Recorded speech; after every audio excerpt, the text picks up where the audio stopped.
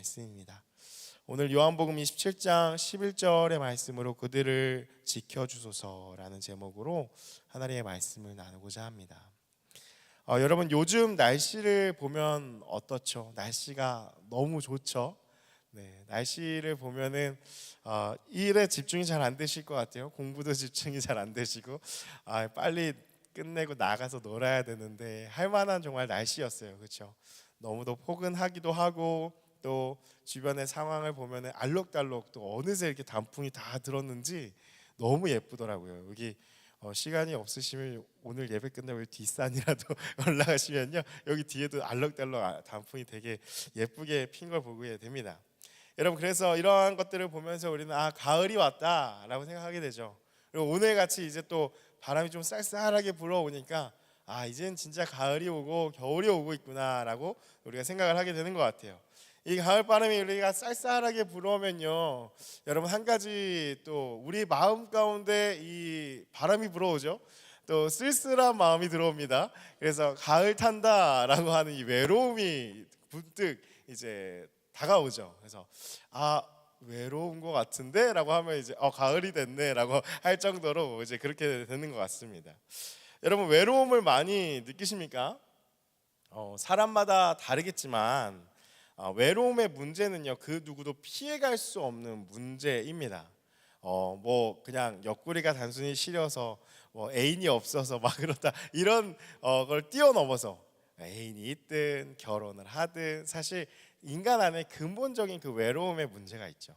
이 해결할 수 없는, 왜 그러냐? 불안정적인, 불완전한 인생을 살아가고 있기 때문에 이 외로움은 늘 항상 모두에게 있다라는 것이죠. 제가 몇 년 전에 한번 봤던 그 학술지, 네이처 학술지의 그 제일 유명한 권위 있는 또 학술지잖아요. 거기에 연구 결과를 하나를 보았는데 인간의 그 외로움을 느낄 때에 뇌에서 오는 자극이요, 그 인간이 배고픔을 느낄 때, 배고파 했을 때 인간이 이 전두엽인가요? 어디서 딱 그 느껴지는 자극, 그 배고프다 했을 때 바로 번쩍번쩍하는 그 신호가요, 외롭다라고 느낄 때 번쩍번쩍하는 신호 위치가 같다라는 거예요. 다시 말하면 뭐냐? 배고픔을 느끼는 것처럼 외로움을 느끼는 게 인간의 기본적인 욕구라는 것이죠. 그래서 그 욕구가 잘 충족되어지지 않으니까 문제가 생기죠. 배고픈데 밥을 못 먹으면 문제가 생기는 것처럼 외로운데 이 외로움을 해결하지 못하면 문제가 생긴다라는 거예요. 그래서 외로움을 많이 느끼게 될 때가 있는데, 특별하게 우리가 외롭다라고 생각하게 될 때는 누군가가 내 옆에 있다가, 좀 물리적으로 누군가 내 옆에 있다가 내 옆에서 없어지게 될 때, 빈자리가 느껴지게 될 때 참으로 그때 외롭다라고 좀 마음이 많이 느낄 수 있을 것 같아요. 또 누군가 이 빈자리를 통해서 우리가 깨닫는 것이 있죠. 함께 한다라는 것이 참 소중하구나, 함께 있다라는 것이 가장 소중한 일이구나라는 것을 깨닫게 되어진다라는 것입니다. 이런 우리의 연약함, 이런 우리의 모습을 너무나도 잘 아시는 예수님이 오늘 본문에, 예수님은 이 고별사, 고별 설교, 고별 기도이자 중보기도로 유명한 이 요한복음 17장에 이 제자들을 향해서, 우리들을 향해서 이렇게 중보하시는 것을 볼 수가 있어요. 예수님께서는요, 예수님과 동고동락을 하면서 함께 시간을 보내었던 제자들, 3년 넘는 시간을 함께 보냈잖아요. 하나님 아버지께로 가실 때가 이제 다가옴에 따라서 이 제자들을 두고서 떠나셔야 되는 예수님의 그 마음이 이 17장에 고스란히 녹아져 있어요. 그래서 여러분, 정말 이 요한복음 17장은 뭐 우리 교회사적으로도 그렇고 너무 중요한 장이고, 여러분 한번 시간이 되실 때 천천히 1절부터 쭉 한번 읽어보시면 전체가 다 예수님의 기도예요. 예수님이 어떻게 우리를 위해서 기도해 주셨는지 보면요, 눈물이 그냥 막 흘러요. 예수님이 이렇게 우리를 위하시는구나라는 마음이 여기 잘 나타나 있는데요, 예수님이 그 떠나시는 빈자리를 느낄 제자들을 위한 중보기도라는 것입니다. 그럼 예수님이 우리를 위해 어떻게 기도를 하시는가? 9절부터 이 세상에 남겨진 제자들을 위한 중보 기도가 시작되어지는데요. 우리 11절 우리 말씀 보니까 뭐라고 나와 있느냐? 우리 11절 말씀 앞부분을 우리 다시 한번 함께 읽어봤으면 좋겠습니다. 함께 읽겠습니다. 나는 세상에 더 있지 아니하오나 그들은 세상에 있사옵고 나는 아버지께로 가옵나니. 그러니까 앞에 보니까 뭐라고 나와 있어요? 나는 세상에 더 있지 아니하오나 그들은 세상에 있사옵고 나는 아버지께로 가옵나니 하면서 예수님이 막 기도를 하세요.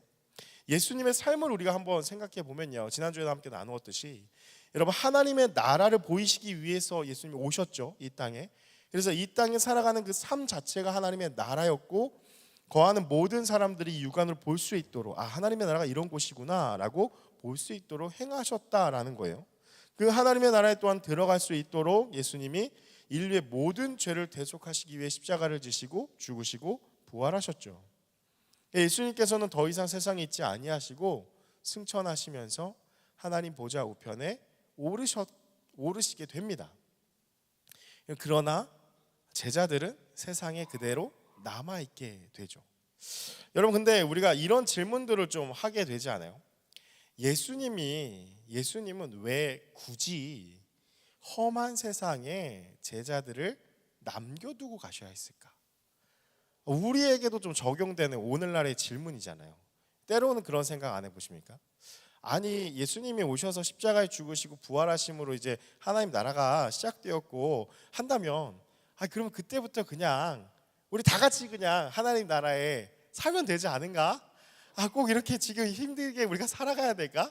라는 이제 생각을 좀 하게 되잖아요. 그 일을 다 이루셨으니까 이제 다 같이 살게 되면 좋은 거 아닌가?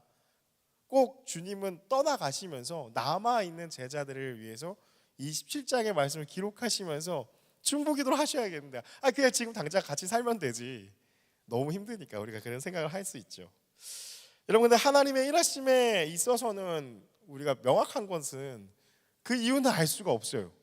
주님은 떠나가시고 오늘날도 여전히 세상에 우리는 살아가고 있고 남겨져 있고 왜 그런가? 그 이유는 알 수 없죠. 근데 분명한 것이 있다면 성경에서 말하는 때가 되면 예수님이 이 땅 가운데 다시 오신다는 사실, 분명한 것이죠. 주님이 다시 오신다는 것.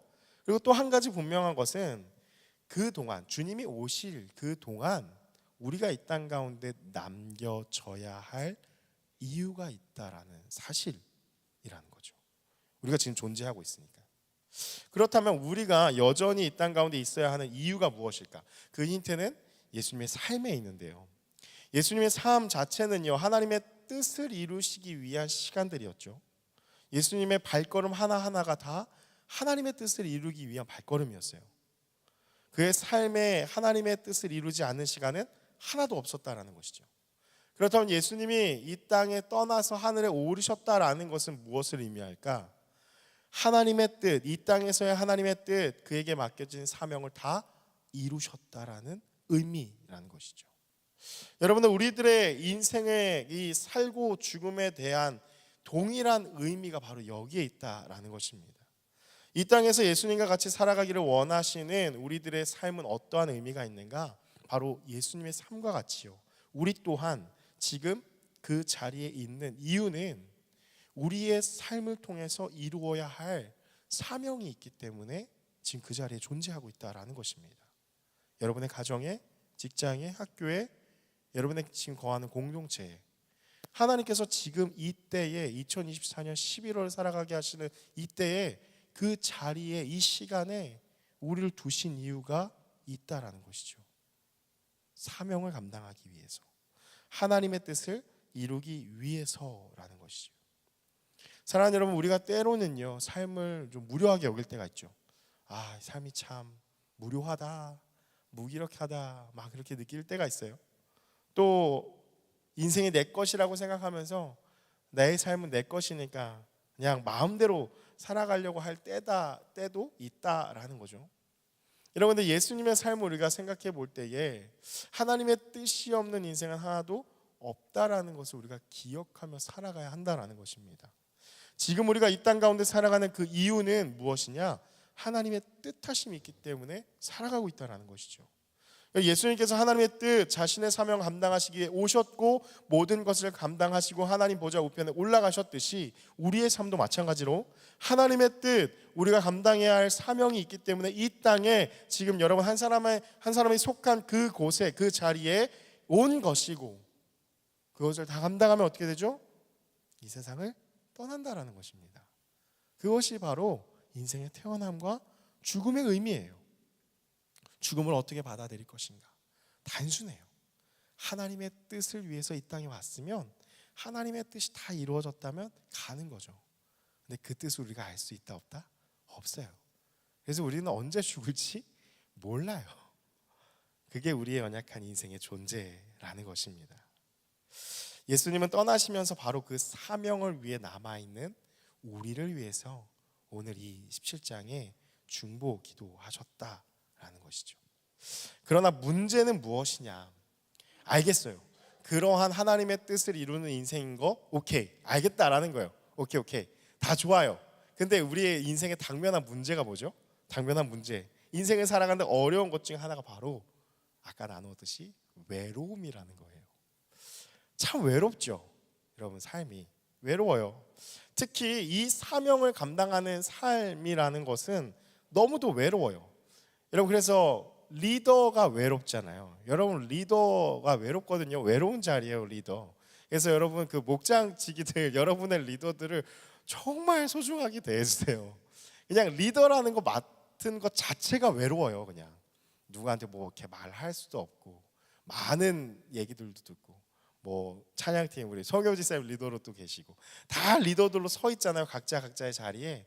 여러분, 리더를 꼭 축복해 주시기 바랍니다. 사랑의 눈빛으로 바라봐 주시고, 기왕이면은 감사하다고 꼭 얘기하고 축복의 언어를 해주시고요. 좀 격려해 주세요. 그 사명을 감당하는 삶이 어렵다라는 거죠. 우리 한 사람 한 사람이 바로 세상 속에 하나님의 삶을, 예수 그리스도의 아름다움을 나타낸 리더로 하나님이 세우셨기 때문에 우리의 삶도 참 외롭다라는 거예요. 어떨 때 더 외로워져요. 세상에 거하고 있으나 세상에 속하지 않은 이 하나님 나라의 삶을 살아가신 예수님을 묵상하면서 나도 그 삶을 살아가야지 결단하고 살아가는 순간부터 외로워져요. 그렇죠? 나도 예수님처럼 살아가야겠다라고 수련회 때 은혜 받고 결단하고 다음 날부터 살아가는 그 순간부터 외로움이 밀려오기 시작하죠. 왜 그럴까요? 막상 그런 삶을 살아가려고 하면 세상에서 왕따가 되는 기분이 듭니다.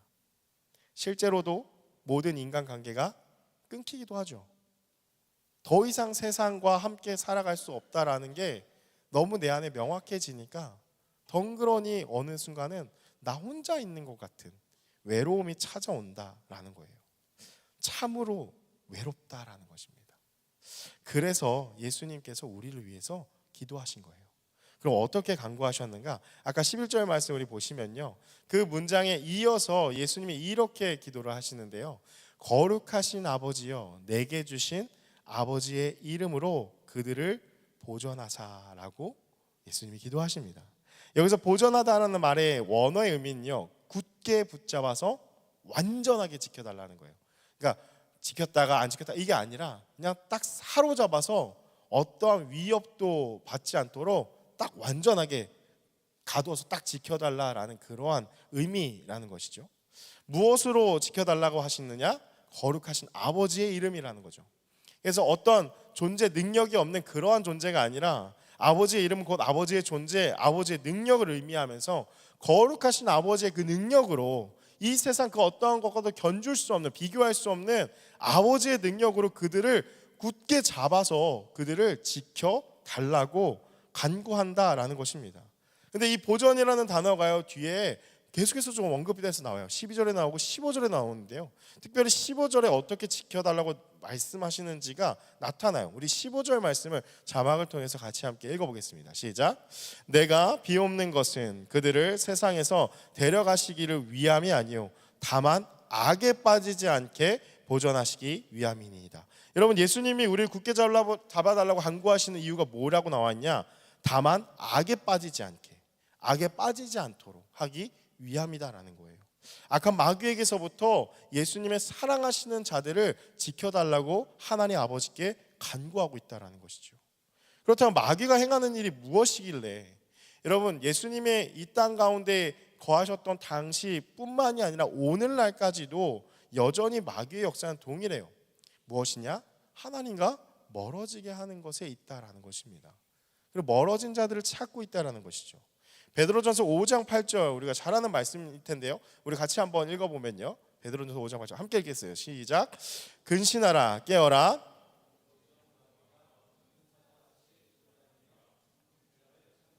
아멘. 근신하라 깨어라. 너희 대적 마귀가 어떻게 해요? 우는 사자같이 가만히 있어요? 두루 다니며 삼킬 자를 찾나니. 오늘 이 베드로전서의 말씀을 통해서 뭐의 비유를 해요? 야생동물의 비유를 하죠. 사자의 비유를 해서 마귀의 모습을 나타낸다라는 거예요. 여러분, 사자가 사냥하는 것을 본 적이 있습니까? 동물의 왕국을 통해서라도. 여러분, 한번 보시면요, 사자는 섣불리 움직이지 않아요. 그렇죠? 에너지를 일단 비축해요. 그리고 얼룩말이나 뭐 이렇게 무리에 떼를 지어서 가는 먹잇감들을 지켜보고 있죠. 계속 지켜봅니다. 그리고 나서 그 그룹에서 그 떼를 지어서 이동할 때에 한 마리 약하거나 조금 더디거나 뒤처지거나 그 무리에서 이탈한 그 먹잇감이 딱 보이면은 눈을 고정하고 계속해서 주위를 맴돌면서 호시탐탐 기회를 노리죠. 그리고 나서 그가 한눈판 사이 혹은 그가 약해졌을 때 목덜미를 확 물어서 먹이를 먹는 것을 볼 수가 있다라는 거예요. 마귀를 그대로 그렇게 비유하신 것이죠. 어떨까? 마귀의 역사가 바로 이와 같다라는 거예요. 무리에서 떨어져 나온 그 한 사람, 무리에서 함께하지 못하고 떨어져 나온 그 한 사람, 하나님과의 관계에서 멀어진 그 한 사람, 사람과 사람과의 관계 공동체 안에서 함께하지 못하는 그 한 사람, 마귀가 공격하기 제일 좋은 사람이다라는 거예요. 어떻게 해요? 근신하고 깨어라. 우는 사자가 두루 다니며 삼킬 자를 찾나니. 어떻게든 하나님께서 멀어지게 하고 멀어져 있는 한 사람이 타겟팅이 된다라는 것이죠. 그래서 근신하라 깨어라 라고 말씀하신다라는 것입니다. 여러분, 그래서 우리가 기억해야 될 게 무엇이냐면 분열은요 마귀의 역사예요. 갈라지게 하고 이간질하게 되고, 그러니까 분열되게 하는 건 마귀의 역사라는 거예요. 반대로 뭐예요? 하나 되게 하는 건 하나님의 역사인 거죠. 예수님께서는 우리가 그렇게 홀로 외로이 있지 않도록 그래서 마귀에게서부터 하나님의 능력으로 우리를 굳게 붙들어 달라고 지켜달라고 간구하신 것입니다. 예수님이 중보기도를 하셔야 할 만큼 이 땅에 남아서 해야 할 일, 그 사명은 그럼 도대체 우리가 무엇인가? 우리가 지금 있는 존재가 하나님의 사명 감당하기 위해서, 하나님의 뜻을 이루기 위해서 있다라고 했잖아요. 그럼 무엇인가? 우리 한 번 더 11절의 말씀 보여주시면은 뭐라고 마무리가 되고 있냐면요, 아버지의 이름으로 그들을 보전하사 우리와 같이 그들도 하나가 되게 하옵소서라고 기도하고 계셨다라는 거예요. 우리와 같이 그들도 하나 되게 하여 주옵소서. 악한 영 마귀에게 벗어나도록 우리를 지키시는 것뿐만이 아니라 하나님, 그 무리에서 우리 한 사람도 이탈하지 않도록 완전하게 하나가 되게 하여 달라고. 무리에서 떨어져 나오면 마귀의 밥이 되니까 빨리 붙여서 그 공동체의 온전한 하나를 이루어서 절대 마귀에게, 악에게 빼앗기지 않도록 하나가 되게 하옵소서라고 예수님이 중보의 기도를 하셨다라는 것입니다. 여러분, 이것이 바로 우리의 인생의 목적, 살아갈 이유다라는 거예요. 무엇이냐? 하나됨이라는 거예요. 우리가 살아가는 이유와 목적이 무엇이다? 하나됨이에요. 예수님께서 우리와 같이 그들도 하나가 되게 하옵소서라고 기도하시죠. 우리와 같이 하나가 된다라는 것이 무슨 뜻인가? 하나님은요, 성부와 성자와 성령 삼위일체로 친밀한 관계 가운데 거하고 계시죠. 여러분, 그 하나님과 내가 친밀한 관계, 또 만드신 나와 만드신 너가 함께 우리라는 친밀한 관계 안에 하나 되게 해달라는 간구라는 것입니다. 따라서 우리의 사명, 우리의 인생의 목적은요 무엇이냐? 친밀한 관계인 하나됨이 바로 우리의 사명이라는 거예요. 우리가 이 땅 가운데 살아가면서 이루어야 될 일이라는 것이죠.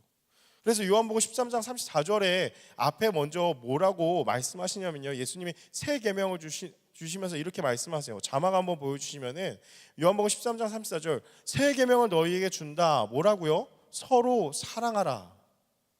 예수님이 막 많은 계명을 주시면서 우리한테 요구하신 게 아니라요, 이거 하나 요구하셨어요. 서로 사랑하라. 어떻게 해요? 내가 너희를 사랑한 것 같이 너희도 서로 사랑하라. 되게 명확하죠. 간단해요. 어떤 거죠? 하나됨이에요. 친밀함이에요. 그것이 우리가 이 땅 가운데 살아갈 이유다라고 말씀하신 것이죠. 그리고 11절에 이어서 요한복음 17장 23절의 말씀에서도 이렇게 말씀하시는데요, 우리 같이 한번 읽어볼게요. 시작. 곧 내가 그들 안에 있고 아버지께서 내 안에 계시어 그들로 온전함을 이루어 하나가 되게 하려 함은 아버지께서 나를 보내신 것과 또 나를 사랑하심과 같이 그들도 사랑하신 것을 세상으로 알게 하려 함이로소이다. 여러분, 뭐라고 나와 있어요? 자막 보여주시면요, 그들로 온전함을 이루어 하나가 되게 하려 함은, 여러분 어떻게 해요? 서로 사랑할 때 곧 온전해진다라는 거예요. 하나가 되어질 때 온전해진다라는 것이죠. 그렇다면 사랑하지 않으면 온전하지 못한 거예요. 불안해진다라는 거예요. 사랑하는 여러분, 우리의 인생에 불안한 이유가 무엇이냐? 참 사랑이 없기 때문에, 지난주에 함께 나누었잖아요. 친밀함, 하나됨이 없기 때문에 불안한 거예요. 여러분, 오늘날과 같이 사실 많은 것을 누리고 살아가는 시대가 어디 있냐라는 것이죠. 여러분, 현대 사회를 우리가 살아가고 있잖아요. 잘 보세요. 정말 많은 것들을 누리면서 문화적인 혜택을 누리면서 살아가고 있어요. 근데 오늘날과 같이 또한 오늘날처럼 정신병이 많은 때도 없었다라는 거예요. 불안과 우울증과 무기력과 너무나 많은 것들이 있죠. 원인은 무엇이냐? 답은 무엇이다? 친밀함, 하나됨이 없기 때문이에요. 여러분, 그렇다면 친밀해지고 하나 되라고 하니까 그럼 성경이 그냥 끼리끼리 모여서 잘 살라는 것인가? 끼리끼리를 조장하는 것인가? 라고 생각하느냐? 그렇지 않다라는 거죠. 왜 그래요? 여러분, 아까 우리가 읽었던 17장 23절 혹시 자막 한번 더 띄워주시면요, 뒤에 뭐라고 나와 있냐면, 또 나를, 아버지께서 나를 보내신 것과 또 나를 사랑하신 것 같이 그들도 사랑하신 것을 세상으로 알게 하려 함이로소이다. 여러분, 그렇게 우리가 하나님과 친밀하고 서로 사랑하면요, 비로소 온전해지는데, 그 온전한 모습을 통해서 그냥 우리끼리만 좋아서 와 좋다 이게 아니라, 그 온전한 모습을 보니까 세상이 하나님이 살아계시구나, 하나님이 우리와 함께 하시구나라는 것을, 우리가 온전한 하나됨을 이루는 것을 보면서 그것을 깨닫게 되어진다. 다시 말하면 뭐예요? 사랑하면, 하나되면, 친밀함을 누리면 세상이 그것을 보게 된다라는 거죠. 여러분, 그게 전도예요. 그게 선교라는 거예요. 예수 믿으세요, 교회 나오세요, 좋은 접근이지만 더 궁극적으로는 전도와 선교는 무슨 의미냐? 우리가 서로 하나 되어서 온전함을 이루는 것을 보면서 세상이 보고 의문을 갖는 거예요. 야, 쟤는 절대 저렇게 기뻐할 수 없는 환경인데 나랑 똑같이 불안한 사회 속에서 살아가는, 분명 같은 환경에서, 상황에서 살아가고 있는데 왜 나의 마음은 이렇게 불안한데 쟤는 평안하지? 우리 지난주에 함께 찬양했던 것처럼 평화 평화로다 어떻게 외칠 수 있지? 장례식장에서 그 찬양 함께 한다 그랬잖아요. 살아가는 일을 잃어서 슬퍼하고 외로움이 가득한 그때 어떻게 평화로다를 외칠 수 있지? 그 하나됨, 온전함을 이룰 때 그것이 바로 전도고 그것이 바로 선교가 된다라는 것이죠. 사랑하는 여러분, 예수님 왜 우리를 위해서 이렇게 중보 기도를 하셨을까? 하나됨이요, 인생의 전부이기 때문입니다. 여러분, 우리가 정말 집중해야 하는 거, 성취해야 하는 거, 성공해야 되는 것은 무엇이냐? 대학에 들어가는 거, 돈 잘 버는 회사에 취직하는 거, 투자에 성공하는 거, 어떤 부동산 청약에 당첨되는 거, 어떤 스펙 쌓기와 또한 인맥 관리와 하나님, 또한 하나님을 믿지 않고 떠나서 또 세상을 살아가는데 많은 것들이 있죠. 여러분, 근데 다 필요 없다? 아니에요. 중요합니다. 왜요? 이 세상에 우리 살아가고 있잖아요. 중요해요. 근데 무엇이냐면 이것은 수단이라는 것이죠. 궁극적인 인생의 목적은 무엇이다? 하나됨, 친밀함을 이루기 위한 이러한 것들은 수단이라는 것입니다. 하나님과 사람과 하나됨, 그 친밀함을 위한 것이죠. 이런 마귀가 하는 일이 그럼 무엇이겠어요? 간단하죠. 목적과 수단을 교묘하게 바꿉니다. 그래서 우리 인생의 목적이 돈을 잘 버는 회사에 들어가는 거고, 우리 인생의 목적이 주식해서 대박 나는 거고, 우리 인생의 목적이 로또 돼서 파이어족 되는 거고, 이런 걸로 바꾼다라는 거예요.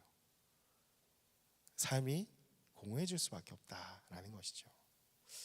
여러분, 하나됨이 왜 인생의 전부냐?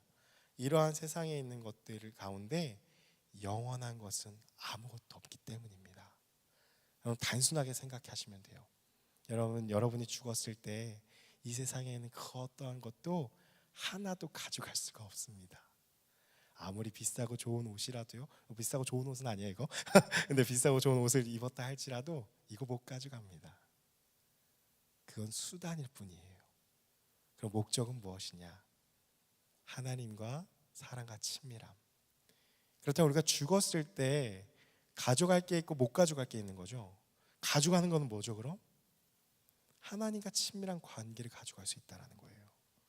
그래서 그 찬양도 있고 많이 얘기하잖아요. 사랑은 영원하다라고 얘기하는 게 바로 그거예요. 사랑은 영원해요. 여러분, 그래서 우리가 지금 힘써서 함께 열심을 다해 삶의 목적과 의미를 찾아서 해야 될 건 무엇이냐? 사랑이라는 거예요. 그래서 예수님이 그렇게 말씀하고 계시다라는 거예요. 여러분, 지금 부단히 여러분이 애를 쓰고 있는 것들이 무엇인지를 한번 생각해 보셨으면 좋겠어요. 수단입니까? 목적입니까? 여러분, 수단을 위해서 여러분의 인생의 시간과 마음과 에너지와 몇 날 며칠을 꼬박 밤을 새면서 수고하고 계시지 않습니까? 수단을 위해서 그렇게 살고 있진 않나요? 목적이 아니라. 여러분, 이렇게 올해 계속 우리가 하나님의 나라 영원한 것을 강조하는 이유 무엇이냐? 하나님의 나라 천국이 전부이기 때문이에요. 남는 건 그거밖에 없기 때문이죠. 그래서 강조한다라는 것입니다. 이런 말씀을 좀 한 가지 이야기를 나누면서 마무리를 하기 원하는데요. 18세기의 영국의 신학자이자 성공의 사제였고요. 또 하나님을 정말 뜨겁게 사랑함으로 이 복음주의의 부흥운동을 일으켰던, 그래서 이렇게만 하면 모르겠죠. 근데 한 가지 하면 좀 아시는 분 있을 거예요. 감리교, 이 메소디스트의 창시자인 존 웨슬리가 있습니다. 이 분이 유명한데 또 동생 찰스 웨슬리도 되게 유명해요. 왜냐? 그 동생 웨슬리가 지은 찬송가, 우리가 알고 있는 찬송가들이 많아요. 이제 좀 있으면 이제 추워지니까 바로 생각나는 거 뭐예요? 성탄절이구나라고 생각하시잖아요. 우리 성탄절 때 부르는 찬양 중에, 찬송가 중에 천사 찬송하기를, 이 찬양 찰스 웨슬리가 지은 곡이에요. 그 외에도 많아요. 만입이 내게 있으면 그 입 다 가지고, 우리가 그 또 멜로디로 익숙한 거, 전부여 의지 없어서 손 들고 옵니다. 왜 다수가 이 동생 찰스 웨슬리가 지은 거예요. 근데 어쨌든 이 존 웨슬리가요, 정말 많은 일들을 경험하고 하나님 정말 뜨겁게 사랑하고 그 인생의 말년에 이제 마지막 유언으로 알려져 있는 존 웨슬리의 한 문장이 있어요. 영어지만 여러분 어렵지 않으니까 자막을 한번 띄워보시면은 뭐라고 나와 있죠? The best of all is God with us. 마지막 유언이에요. 여러분, 인생에서 어떤 사람이 마지막에 한마디는 되게 중요하죠. 왜냐하면 그의 향년, 모든 여태까지 살아갔던 그 인생에서 나의 인생을 한 문장으로 요약하는 말이기 때문에 되게 중요한 말이에요. 근데 그 존 웨슬리가 많은 일들을 했고 또 많은 경험들을 하였지만 마지막에 그가 유언으로 고백한 것은 바로 이 문장이었다는 거예요. The best of all is, 가장 이 세상에 있는 모든 것들 중에 제일 최고의 것은 무엇이냐? 가장 좋은 것은 무엇이냐?